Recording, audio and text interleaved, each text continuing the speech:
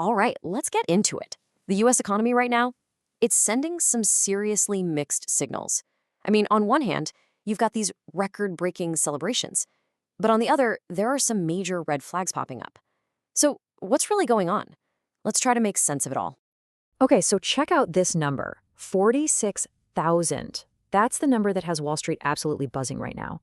We're talking about the Dow Jones Industrial Average for the first time ever, soaring past that huge milestone. I mean, on the surface, that looks like a massive vote of confidence, right? A real party. And you'd think a record like that is a clear reason to pop the champagne.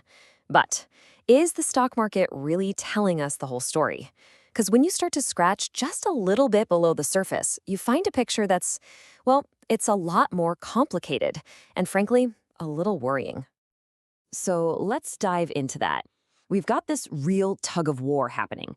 On one side, you have the market's incredible optimism, and on the other, you've got these warning signs that are just getting brighter and brighter. And look, it's not just some abstract idea. Even as the markets are hitting these insane highs, you've got heavy hitters like Jamie Dimon, the CEO of JP Morgan Chase, basically pumping the brakes. He's warning that the real economy, the one we all live in, is actually weakening and the future looks pretty uncertain. And he's not alone. The data we're about to look at backs this up.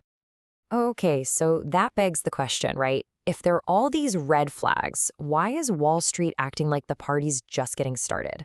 Well, it pretty much all boils down to one single massive bet. And that bet is all about the Federal Reserve. This whole rally, everything we're seeing, is built on one simple idea, that the Fed is going to cut interest rates. You can think of rate cuts as pure rocket fuel for the stock market. It makes borrowing money cheaper for everyone, which gets businesses excited to grow, and it makes stocks look way more attractive than just parking your cash somewhere else. And the market isn't just hoping for this, they're convinced it's a done deal. I mean, we're at a point where investors aren't even asking if the Fed is going to cut rates anymore.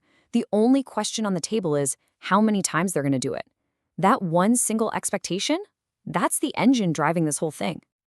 All right, enough about Wall Street's expectations. Let's look under the hood. Let's see what the data from the real economy is telling us. What's its actual health report look like? And right away, you can see that uncertainty playing out. Take a look at precious metals. Gold and silver are rallying. And why is that? Well, it's a classic move. When investors get nervous about the economy, but they also think interest rates are about to drop, they pile into gold and silver as a safe haven. It's like they're preparing for a storm, just in case. Okay, now let's turn to government bonds. You can think of these as a kind of EKG for the economy. What you really want to watch is the relationship between the 2-year bond, that's all about what we think the Fed's going to do soon, and the 10-year bond, which is more about our long-term hopes for the economy. The difference between those two? Yeah, that tells a really interesting story. And here's the crucial part. Right now, the 10-year yield is higher than the 2-year. Now, in bond speak, that means the yield curve is not inverted.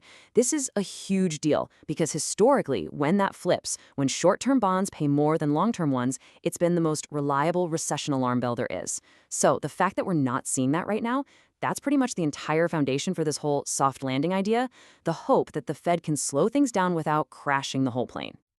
And you can see that optimism spreading around. It's not just one or two hotspots.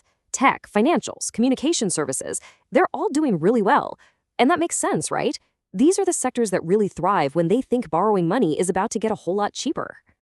So all of this, it brings us to the main event, the central conflict in the economy today. It's like we're watching a movie with two completely different endings being filmed at the same time.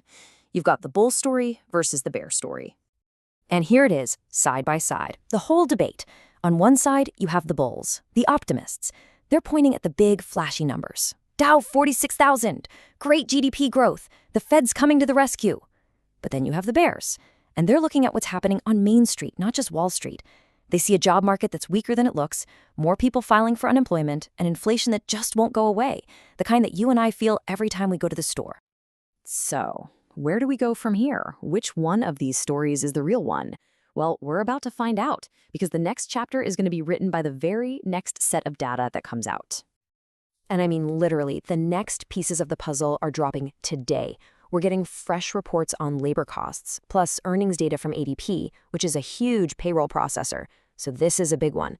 Is this new info going to fuel the bull market, or is it going to give the bears more reason to worry? We're about to get our next clue. You know, when you step back, it's pretty clear. The data is pointing in two totally different directions.